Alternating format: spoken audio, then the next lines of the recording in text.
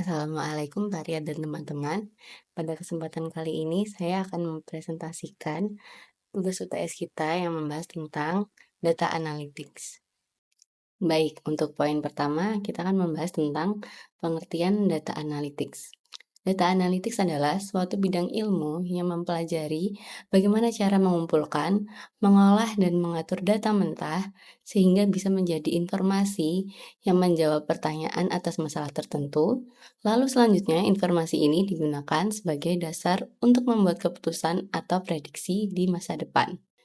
Di Indonesia, data analytics ini sudah banyak digunakan pada industri-industri ya. Tentunya mereka gunakan untuk menunjang keputusan dalam bisnisnya. Contohnya ada aplikasi Livin dari Bank Mandiri. Aplikasi ini mengandalkan data analytics dalam proses pengembangannya. Lalu ada juga Badan Pengembangan SDM Perhubungan yang memanfaatkan data analytics dalam proses perencanaan sistem transportasi yang baru di Indonesia. Lalu ada juga MD Media, dia meluncurkan Accelerate, sebuah platform programmatic advertising yang mengandalkan data analytics dari data telekomunikasi untuk menunjang pembuatan iklan mereka. Data analytics memiliki 4 jenis utama. Yang pertama ada descriptive analytics. Dalam proses data analytics yang menggunakan data terbaru serta data historis untuk mendapatkan gambaran umum dari suatu masalah, atau singkatnya descriptive analytics ini di mana data analytics digunakan untuk menjawab pertanyaan apa sih yang sedang terjadi saat ini. Lalu jenis yang kedua ada diagnostic analytics, di mana diagnostic analytics ini adalah proses data analytics yang menggunakan data untuk menentukan sebab dari sebuah tren dan korelasi antar beberapa variabel dari suatu masalah. Jadi singkatnya dia untuk menjawab kenapa hal ini bisa terjadi. Yang ketiga ada predictive analytics, di mana proses data analytics yang menggunakan data historis untuk memprediksi tren atau kejadian di masa depan. Atau bisa dibilang predictive analytics ini untuk menjawab apa sih yang bisa terjadi di masa depan.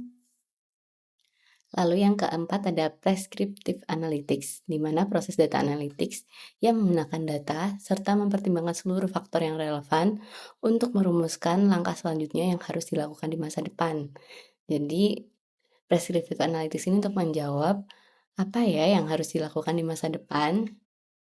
Agar lebih jelas, mari kita simak satu studi kasus ya mengenai 4 jenis dari data analytics ini.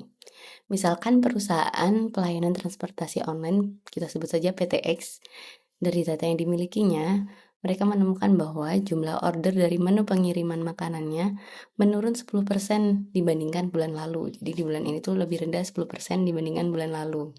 Hal ini menunjukkan bahwa PTX melakukan descriptive analytics. Lalu dari fakta tersebut dilakukan diagnostic analytics, yaitu untuk mengetahui apa sih yang membuat penurunan jumlah order dari menu pengiriman makanan PTX ini.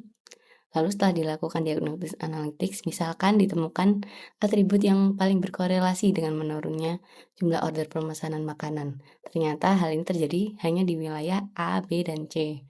Dari hasil tadi, PTX dapat melakukan riset pasar dengan demografi yang spesifik yang telah ditemukan tadi.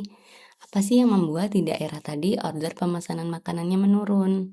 Semisal ditemukan bahwa di daerah tersebut harga makanannya mahal-mahal dan restoran yang ada tidak ikut program subsidi ongkir.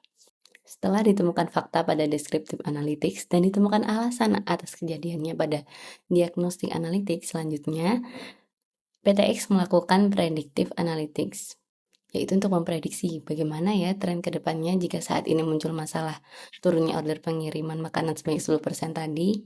Misalkan dari predictive analytics menggunakan data histori penjualan dari daerah tersebut dari bulan-bulan sebelumnya, ditemukan prediksi bahwa penjualan akan semakin menurun kurang lebih sekitar 5% setiap bulannya. Setelah ditemukan masalah, penyebab, dan prediksi di masa depan dari ketiga jenis data analitik sebelumnya, lalu PTX melakukan prescriptive analytics. Dengan prescriptive analytics ini, PTX menentukan apa yang sebaiknya dilakukan mengenai masalah ini nih. Agar tidak terulang lagi, gimana ya caranya? Jadi dari data yang ada, mereka melihat dan mengolah data tersebut. Lalu semisal dari hasil pengolahan datanya, order pengiriman makanan di daerah ABC ini pernah naik pada beberapa bulan di tahun lalu. Kenapa bisa naik? Ternyata saat itu ketika ada voucher potongan harga.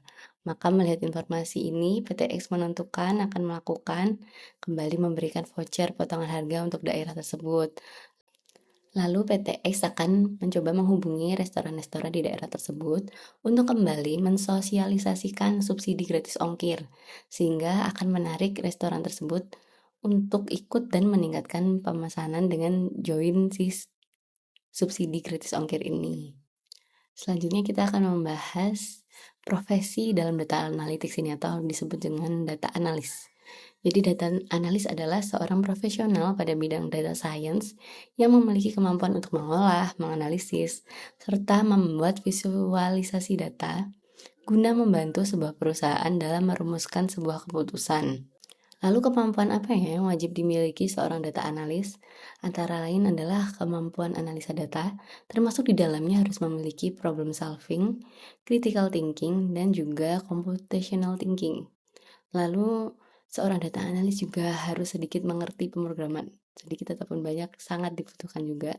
Lalu mereka harus juga mempunyai kemampuan visualisasi data, pemahaman di bidang statistik, komunikasinya juga harus baik karena harus mencari data dari berbagai sumber, lalu juga harus mempunyai kemampuan presentasi. Jadi setelah selesai data diolah, divisualisasikan, mereka harus mempresentasikan hasilnya.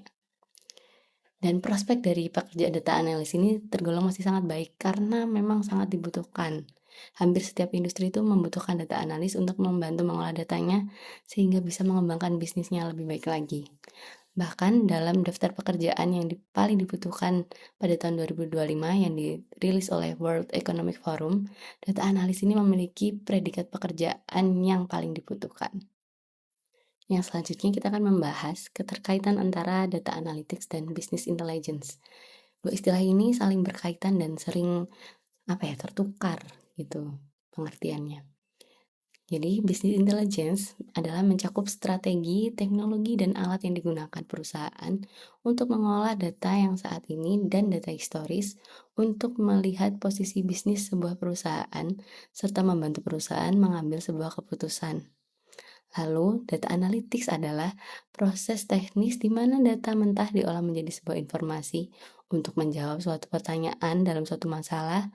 Lalu selanjutnya informasi itu digunakan sebagai dasar untuk membuat keputusan atau prediksi di masa depan. Nah, dalam business intelligence, metode data analytics ini sering digunakan dalam proses pengolahan datanya. Jadi bisa dikatakan bahwa data analytics adalah salah satu tools juga yang digunakan dalam proses business intelligence. Kalau ditanya perbedaannya apa, sebenarnya perbedaannya itu lebih ke kegunaannya ya.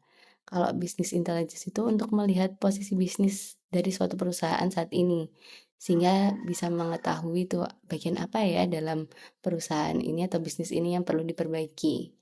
Sedangkan data analytics digunakan untuk menjawab suatu pertanyaan dalam suatu masalah, dan informasi yang dihasilkan digunakan untuk membuat keputusan dan prediksi di masa depan. Agar lebih jelas, kita coba melihat satu studi kasus. Jadi semisal restoran X ingin melihat bagaimana posisi bisnisnya saat ini. Dia menggunakan business intelligence untuk melihat itu. Jadi dengan business intelligence menggunakan data saat ini dan data historis untuk memberikan visualisasi seperti apa sih posisi bisnis restoran X tersebut saat ini. Dalam pengolahan datanya di business intelligence ini menggunakan metode data analytics sehingga dari hasil penggunaan konsep business intelligence, manajemen restoran X bisa mengetahui bagian apa sih dari bisnisnya saat ini yang bisa diperbaiki.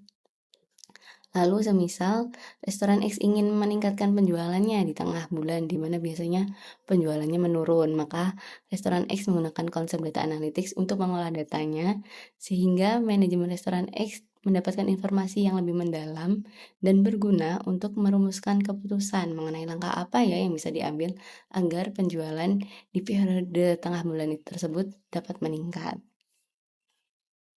Sekian presentasi saya di kesempatan kali ini. Mohon maaf bila ada kurang dan salah kata. Assalamualaikum warahmatullahi wabarakatuh.